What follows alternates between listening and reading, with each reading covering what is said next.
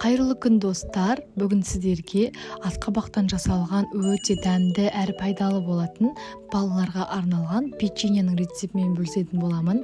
Менімен бірге болыңыздар. Ең алдымен асқабақты алып, осылай ашып тазалап алғаннан кейін пеште пісіріп аламыз.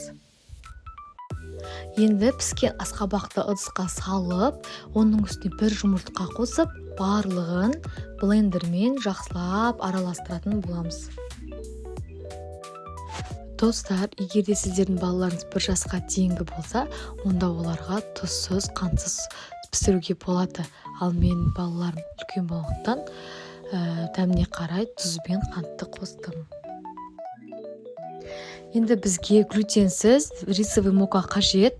Онды өлшеп алғаннан кейін, оның үстіне 1 шай қасық қамыр қопсқышты қосамыз. Одан соң онды асқабақтың үстіне қосып, қамыр елейтін боламыз.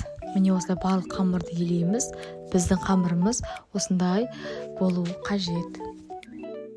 Енді қамырымыздың аз-аз бөліктерін ала отырып, печеньенің формасына келтіретін боламыз.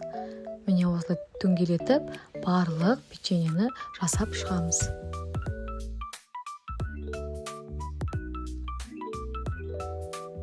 Міне осылай барлық қамырды жасап шықтық.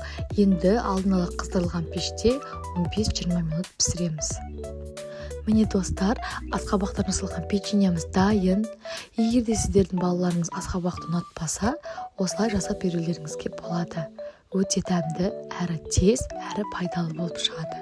Міндетті түрде осы рецептпен жасап, арнама тіркеліп, пікір қалдыруды ұмытпаңыздар. Барлықтарыңызға рахмет.